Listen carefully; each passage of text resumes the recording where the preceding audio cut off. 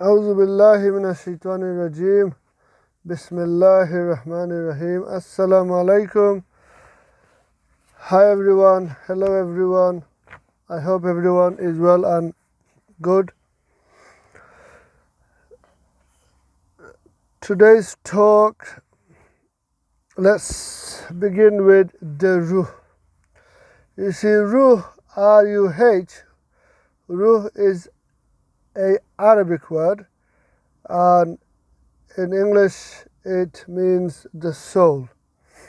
The ruh is a very unique creation and has been programmed to give us free will, dual nature, autonomy, awareness, consciousness, and so forth. When we disobey the Creator Allah, then we are using our negative nature factors of the free will, such as I know better and I am better, and so I don't need to submit my free will, meaning I don't want to be grateful to the one who created me, and that is the Creator Allah. You see, the Creator Allah created everything, the entire existence. One of the names of the Creator Allah, and Allah's names are also Allah's abilities and capabilities, is Al-Muqtadir, means the creator of all power. So that's, everything. Subatomic particles, protons, electrons, quantum fields, the electromagnetic field, the Higgs boson, everything, everything that you can think of, and also things that you cannot think of. Okay? The Creator Allah has created Jannah, paradise, and paradise, Allah tells us in the Quran, is awesome, is beyond awesome, is unimaginable. It's overwhelmingly fascinating. I mean, palaces made out of diamonds, palaces made out of gold. I'm paraphrasing. Palaces, lofty dwellings. Underneath the lofty dwellings, rivers flow, rivers of a special drink that will not make you drunk, rivers of sweet water, rivers of honey, rivers of clear milk that doesn't turn sour. I mean, that is just, scratching the surface regarding paradise. You will get to, in paradise there is no diseases. In paradise, in Jannah, there is no toilets. Correct. No toilets. And what that means, the special body that we get in Jannah, in paradise, is really special. Because when we experience death, when we taste death inside earth, and when the angel of death comes and reclaims your soul, my soul, and our earthly body begins to disintegrate, and therefore, long story short, in Jannah, in paradise, you get a special body, and that body doesn't have bowels, for example, doesn't have a bladder. Therefore, you don't need the toilet, and therefore there is no toilets in Jannah. Awesome, yeah? So Jannah, living in Jannah, that's the true living. And don't forget our original home is Jannah, is paradise, because our great ancestor, therefore our great father Adam, peace be upon Adam, was created, designed and made in Jannah, in paradise, by the Creator Allah. Allahu Akbar. So in that regard, the children of Adam, peace be upon Adam, our original home is Jannah. We are from Jannah. You see, this earthly life is the examination. Therefore, we are on earth temporarily. We are not here permanent. We are here for a short period of time. So, for example, 50 years, 70 years, 100 years, yeah? So our original home is paradise, is Jannah. And this earthly life is a test. And I mentioned how to pass your test in my previous talks, but I will summarize it. It's easy. To pass the earthly examination is easy. You choose, yes, it's a choice because you have been given free will.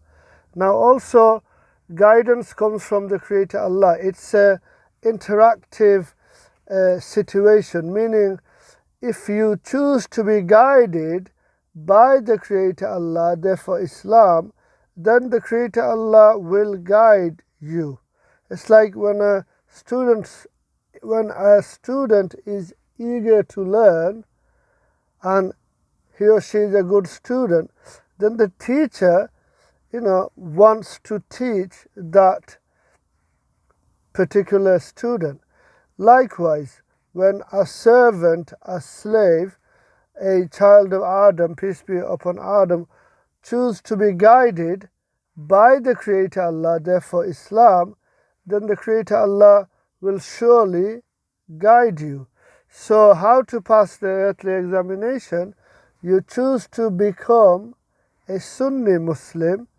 Now Sunni Muslim means Quran and Sunnah, and why I recently in my talks keep saying Sunni Muslim, this is because there is issues and concerns around Shiaism, Shia Islam, Ahmadiyya Islam, and for more details you can visit Brother Muhammad Hijab's YouTube videos, and so you will know more about the issues of Shia Islam and Ahmadiyya Islam.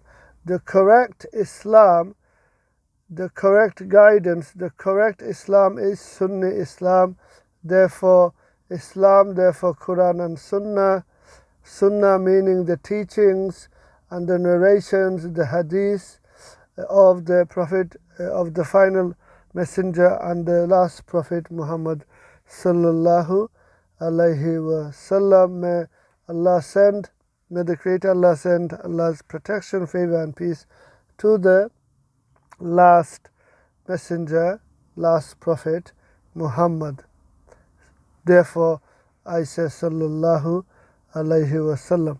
So carrying on, so you choose to become a Sunni Muslim. That's how you will pass the earthly examination. Okay, so how to pass the earthly examination? You choose to become a Sunni Muslim. You try your best to be a practicing Sunni Muslim, and you experience death as a Sunni Muslim. The Creator Allah says in the Quran, every soul, every person will taste death. Therefore you taste death as a Sunni Muslim, and therefore with the Creator Allah's mercy you will enter Jannah, you will enter paradise. Ameen. So Now coming back to Jannah, yeah, Jannah is the most advanced, most luxurious, most advanced and luxurious place to live. And the Creator Allah has already built Jannah with, like I said, palaces made out of diamonds, gold and silver, lofty dwellings, beautiful surroundings, trees in Jannah. The tree trunk is wide, so wide that you have to be on a fast horse and travel for, I think, I'm paraphrasing here, 100 years or 500 years just to get away from the shade of the tree in Jannah. So as you can see, Jannah is the most luxurious and advanced, and like I said, there is no toilets in Jannah. So you want to visit your family member, friend in Jannah and say you are on 5th Jannah, example 5th heaven, and you want to visit someone on the 4th heaven or on the 7th heaven, and in Jannah you will be able to teleport. So you just think about them and you teleported right in front of their palace, and awesome. You know, Jannah is timeless. There is no time in Jannah. Again, the Creator Allah created time inside a universe within a limited multiverse, and there could be, you know, differences in different times throughout other universes in a limited multiverse, but in Jannah there is no time. Jannah is timeless. Allahu Akbar. So you see, the one and only Creator Allah, the Creator Allah is so powerful and at the same time most merciful, most wise and very compassionate. Okay, but one thing you need to understand, especially the non-Muslim, is that if you taste death as a non-Muslim, then according to the Creator Allah in the Quran, you will end up in the fire of Jahannam, therefore hellfire, and you will be stuck in hellfire forever. Having said this, the Creator Allah knows best. But don't forget, when you read the Quran, and you should read the Quran with an objective mind, you will come to understand that every messenger, every prophet came with good news and a clear warning. The good news is La ilaha illallah, meaning there is none worthy of worship except the Creator Allah. And warning is that if you don't worship the Creator Allah as a Sunni Muslim, then you will be in serious trouble with the Creator Allah when you experience your death. So, carrying on, Islam is the correct guidance and the truth from the Creator Allah. Islam does make sense. Islam makes sense. When we look at the non-Muslim ideologies, for example, Christianity, they do have a big issue with Trinity. Hinduism basically is polytheism, and there are other similar and lots of non-Muslim ideologies which kind of similar to Hinduism, pantheism, polytheism, therefore, and so forth. And you see, one thing the Creator Allah hates is shirk. The Creator Allah hates shirk, and the Creator Allah gets very, very angry with someone who commits shirk. And that is basically associating. Shirk means associating partner with the Creator Allah. So Hinduism, polytheism is shirk, and if you associate partner with the Creator Allah, again with Christianity, some Christians worship Jesus, peace be upon Jesus. So some Christians worship Jesus, and that's shirk.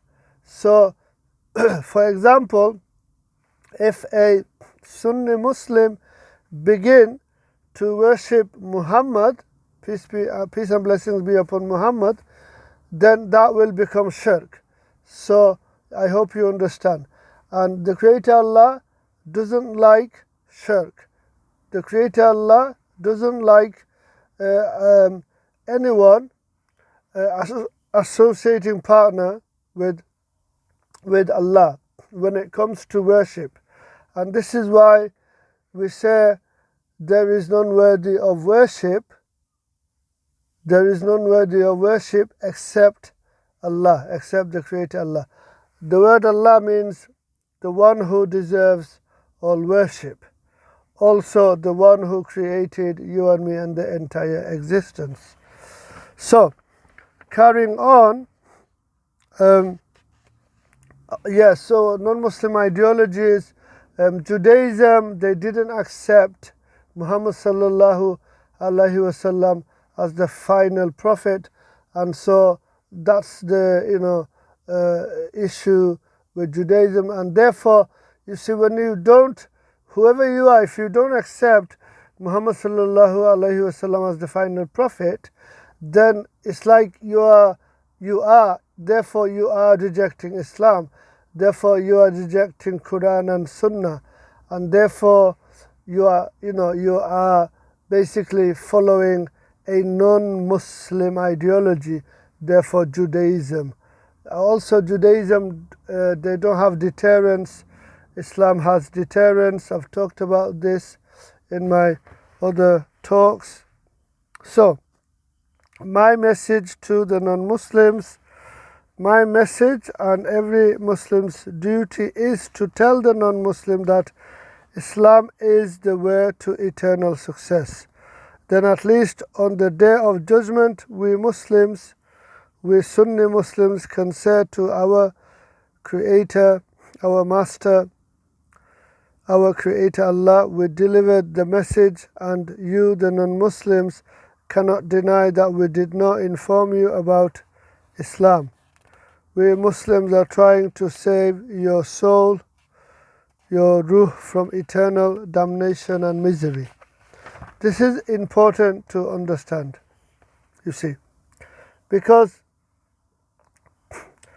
the Creator Allah talks about, basically the Creator Allah says in Surah Mulk, that, I'm paraphrasing, the guardian angels in hellfire will ask the people who are inside hellfire that did no one came to warn you, and they will reply, yes, a warner came to us, but we did not listen to the warner, and that is why we are inside hellfire and we are stuck inside hellfire.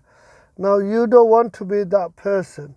I hope you don't want to be that person, because if you are listening to this talk of mine, then you seriously want to ask yourself, what is the true purpose of your earthly life? And basically the true purpose of your earthly life is to find what is permanent success. And what is permanent success? When, don't forget, the sun will swallow up the earth one day, and the universe will lose all its energy and stop to function. So what is permanent success? And basically, permanent success is to choose to become a Sunni Muslim, live a Sunni Muslim life, taste death as a Sunni Muslim, and go to paradise and live inside paradise forever. Yeah, forever. Yeah, happily live inside paradise forever and ever, forever. That is permanent success, and that is the purpose. The purpose of your earthly life, like I said, is to choose to become a Sunni Muslim and be grateful to the one who created you, and that is the Creator, Allah. So it is important, you see, to my Muslim brothers and sisters, we shouldn't waste time watching dramas, and we shouldn't waste time watching films and nonsense on YouTube. I mean, let me be honest, sometimes I do it as well. Yes, I do waste my time on Netflix, and after I see a film on Netflix, and if it's not really good, I say to myself, why did I waste my time? What I'm trying to say here is, of course, at the end of the day, we are all humans, and as humans, we will make mistakes. We do make mistakes. Every human, every child of Adam will make mistakes, will commit mistakes. Yeah? And that's who we are. Don't forget, when you have been given free will, and the Creator Allah has given us free will, then we will make mistakes. No one is perfect. Listen to this. No child of Adam, especially present day, no one is perfect. It's impossible to be perfect.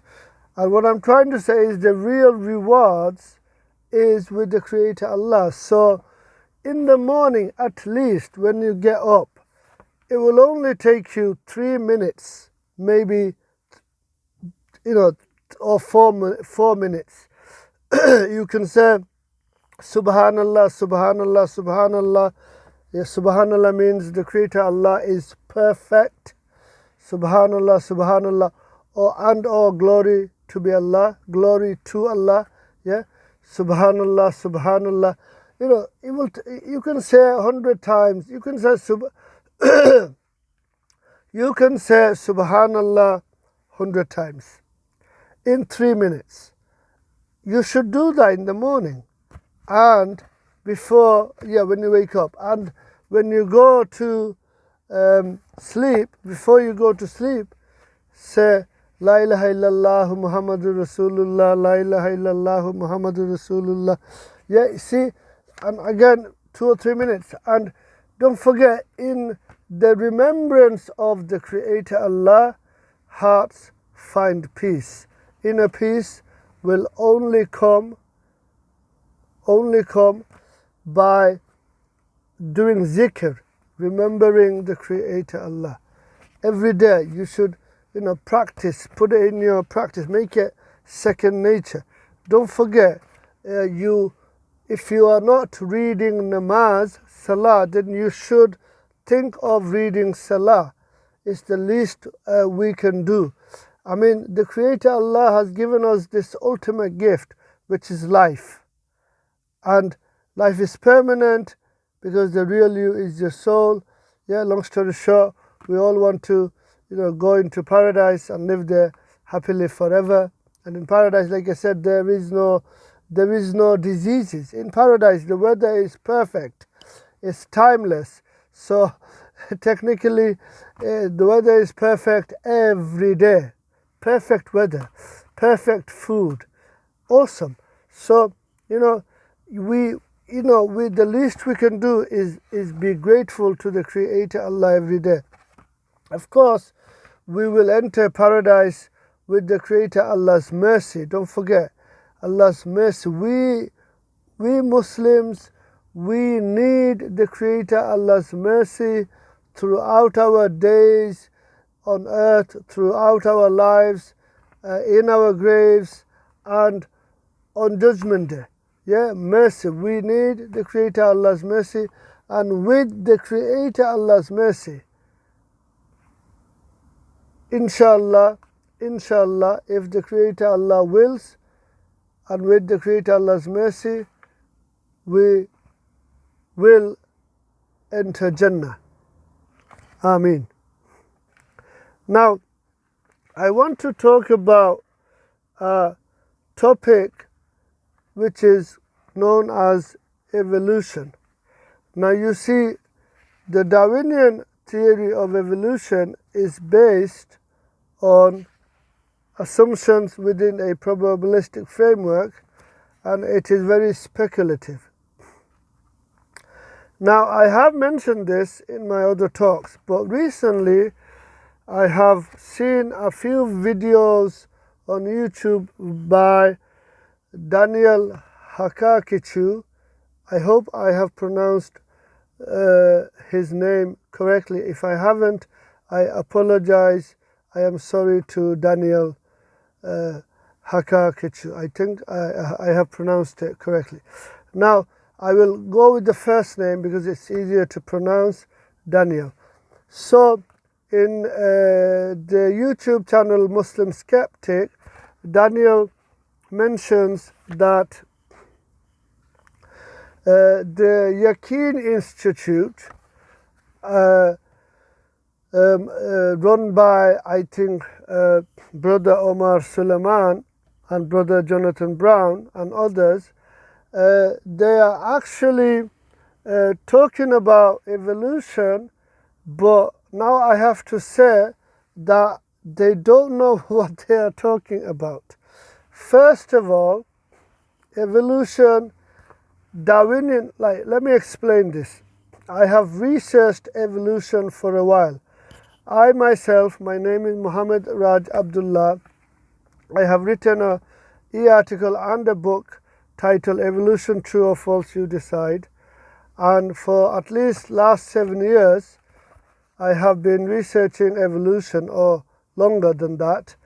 You can see YouTube videos by Dr.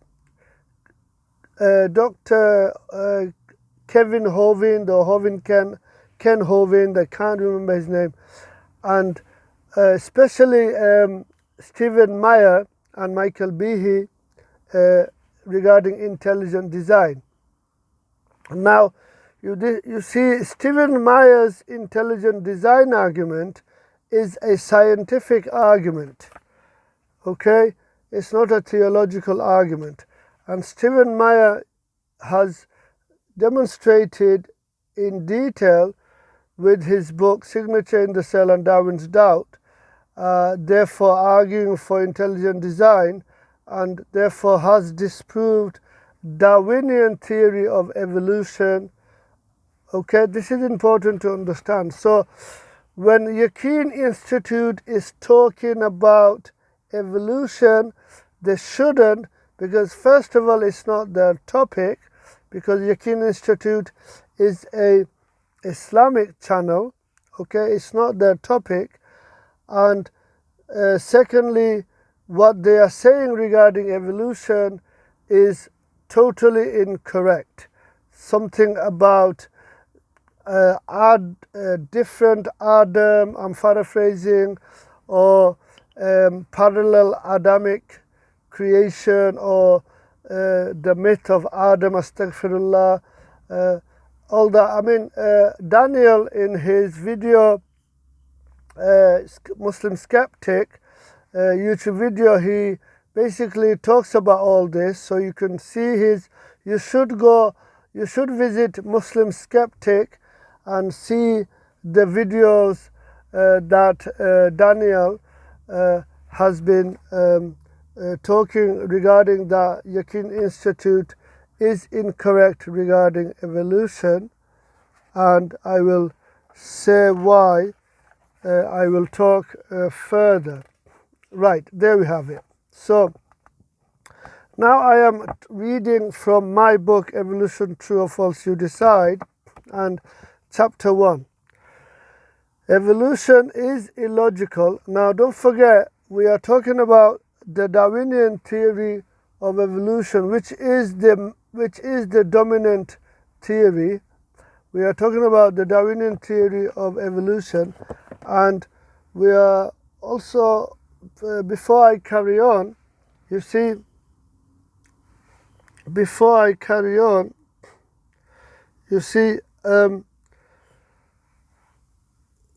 just to give you a brief understanding of the word evolution in general. Now, microevolution, we understand. Evolution, the word evolution in general, we understand. For example, every year the influenza virus mutates and therefore becomes resistant to the flu vaccine, or similar viruses mutate and become resistant to antibiotics. That we understand. That's microevolution, okay? But when it comes to macroevolution, no one has actually observed or tested. Basically, macroevolution is not a testable hypothesis. And as for common descent, that's based on homology, and homology is an assumption. For more details of that, you can visit Sabur Ahmed Darwinian Delusions YouTube channel. Brother Sabur is an expert regarding that Darwinian theory of evolution is based on assumptions within a probabilistic framework, and it's highly speculative regarding orphan genes, regarding similarities in the DNA. They fudged that data, they tampered with it. Now, let me carry on reading from my book. So, the Darwinian theory of evolution is illogical, mathematically impossible, nonsense, entertained by foolish and naive evolutionists such as Charles Darwin in the past and Richard Dawkins in the present, and no doubt there will be others in the future to replace these naive men and women. Now, before I carry on, I would like to tell my readers, listeners, that please avoid Yaqeen Institute, because I do understand that Yaqeen Institute as a whole is trying to misguide the Muslims, is trying to misguide the Sunni Muslims. We Sunni Muslims should avoid the Yaqeen Institute because they are on a path to misguidance. They are on a path of innovation, and it is clear to me when they talk about evolution, they have no idea what they are talking about. Okay? So, Dr. Ken Hovind says, evolution is a science disguised in philosophy. Basically, it is a way of life without a supernatural God, and I 100% agree with Dr. Ken Hovind, also Stephen Meyer, also Michael Behe, and Brother Sabur Ahmed of Darwinian Delusions. Evolution is a religion. Evolution, Darwinian theory of evolution, Darwinism is a religion. A book written by James Huxley, I think. It's titled Religion Without Revelation by James Huxley. I have a copy. I haven't read it yet. So, yes. So, in regards to similarities in the DNA, that's about compatibility. So when I eat the banana and the chimpanzee eats the banana, then we can digest the banana. Okay, the Creator Allah thought about this before creating Adam alayhi wasallam, and then later on, you know, everything else, or creating, vice versa, creating animals first or animals later. That is not the issue. The compatibility, the DNA similarity is about compatibility. So let me go. Stephen Meyer talks about in his book Signature in the Cell that you basically the cell is extremely complicated, and you cannot basically the cell is pre-programmed. The cell has external intelligence, and the external intelligence is referred to as the intelligent design, therefore the intelligent designer. And therefore, who is the intelligent designer? The intelligent designer is the Creator Allah. So this is important to understand. Okay, so let me carry on a little bit. In my book, chapter 20, yes, the origin of the species, which is a ambitious fantasy written based on observing birds, finches, and other insects, is a great fictitious story at best. Like I said, microevolution, fair enough. Don't forget, you see, different dogs, for example, British Bulldog, German Shepherd, Chihuahua, common ancestor is a dog, not a giraffe. You see my point? Variations, variations, variations of dogs or flies or bumblebees, it goes back to the same species. Okay, so like I said, different dogs all belongs to the common ancestor dog. Different kind of flies all go to common ancestor fly.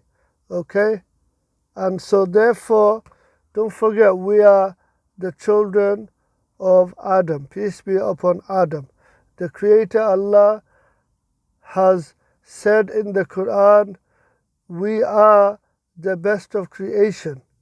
Because the Creator Allah created Adam, peace be upon Adam, by the Creator Allah's hands. Okay, I'm paraphrasing here. Now don't ask me, hands. No one has seen the Creator Allah, and I'm not going off topic now. Okay, I'm sticking to evolution. Okay, so origin of the species. Basically Darwinism paved the way for communism in Russia. Karl Marx, Trotsky, Stalin, and this so-called virus, Darwinian theory of evolution, is a virus, reached Adolf Hitler, and don't forget the Chinese Communist Party. You see, genetics disproves DNA and RNA disproves chance, therefore disproves evolution.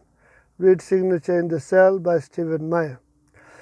Chances of finding a functional protein by chance is 1 in 10 to the power of 164. This is operationally impossible no matter how much time you give it.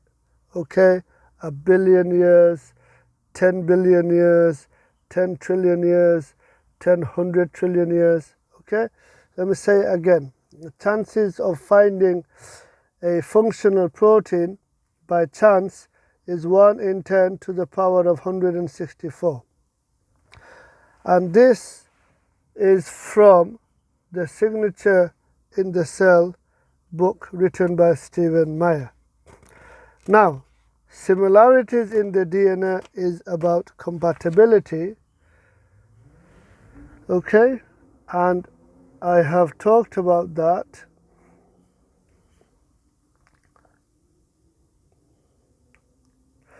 Also, no serious scientist or philosopher would think that chance is behind all of nature. All species have variation, their own kind, and that's it. The fossils are of those types or kinds, that's it. And the similarities in the DNA only means compatibility. If all the species had completely different molecules, then none of the species have any food type and would have to eat each other. God, the Creator, Allah, thought of everything before the beginning. That is just amazing, sophisticated and complicated intelligence, and not to forget the fascination and beauty in nature and all things. God is the ultimate creator, the Creator Allah, the biological engineer behind unicellular, multicellular organisms, and not chance. The Creator Allah is the common designer and creator of all original things, space, time, energy, matter, and nature. Not to forget Adam and Eve, and also the experience of death. Death is a creation like time, space, and matter. Now, like I said, similarities in the DNA only means compatibility. So, therefore, 60% of DNA of the banana matches with me, so I could eat the banana, okay, because I can't eat wood. Yeah, I mean, I could try to eat wood, but it's not edible and it's not compatible with my digestive system. You see my point? And that's what all it is. So, it's the same information, but as a Muslim, yeah, I interpret it positively. Yeah, when a scientist says, okay, there's 97% or there's 90% DNA match with a chimpanzee, and like I said, to me it's a compatibility regarding food. That's not evolution. That's not evidence for evolution. No, that, like I said, it's compatibility regarding food. Yeah, I mean, we have chicken, 57% or 47% of chicken DNA matches with mine. Does that mean my great grandmother or granddad was a chicken? Absolutely not. You see, we have to be logical and rational when interpreting the information, and positive. Yeah, logical, rational, and positive. We always have to remember it is the Creator Allah who created us, you, me, and the entire existence. And therefore we should be grateful to the Creator Allah as a Sunni Muslim. So, just to quickly, please avoid Yaqeen Institute and similar institutes that they portray, they show that they are Islamic institutions, but then when it comes to evolution, they don't know what they are talking about, okay? Or any other issues, such as, I don't really want to become politically incorrect, so I will give you some examples. So when the Creator Allah says something is haram, something is not allowed in the Quran, then that's exactly what it means. Meaning, no alcohol. Alcohol is haram, then alcohol is not allowed. Okay, gambling is haram, then gambling is not allowed. Okay? And when the Creator Allah says in the Quran, those who deny God and deny the Messenger, I'm paraphrasing, that's in Surah Jinn, I think. Those who deny God, those who disobey God, those who, I'm paraphrasing, reject the Creator Allah, those who reject the final messenger, those who reject Islam, those people, they will be the inhabitants of the fire, and in the fire they will remain. I'm paraphrasing, okay? And so the Creator Allah says this throughout the Quran, yeah? Those who deny our messages, they will be in the blazing fire, and they will, and there they will remain, okay? I'm paraphrasing here, but when the Creator Allah is clear in the Quran, then we as Muslims have to be clear as well, okay? Science is only a tool, okay? What does that mean? Science keeps changing. Isaac Newton said gravity is a pulling force or a pushing force. Einstein came along, Einstein said it's a pushing or a pulling force.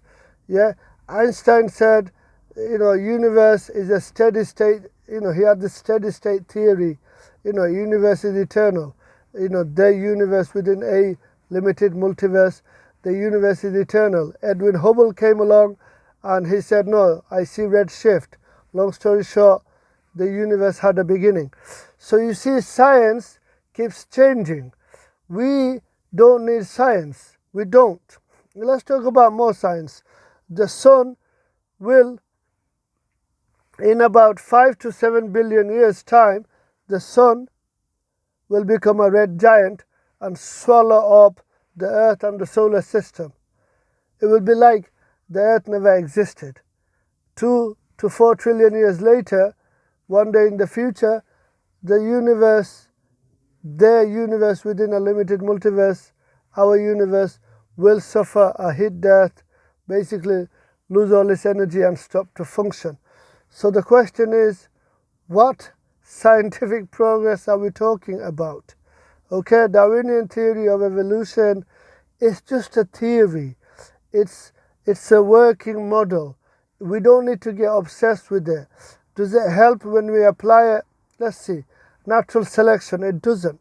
Honestly, look at what Hitler did. Look at what Stalin did. Look at what the Myanmar military is doing using Darwinism. Darwinism, that's right, Darwinian theory of evolution, natural selection. You see, when you have people who are Buddhist, who are atheists and Buddhists similar, they don't, you have people who don't believe in God. Okay, so the Myanmar military, they don't believe in God, yeah? Buddhist or atheist. If I'm making mistakes along the way, I ask Allah to forgive me for my mistakes. All knowledge is from the Creator Allah. So the Myanmar military, yeah, and the Chinese Communist Party, yeah,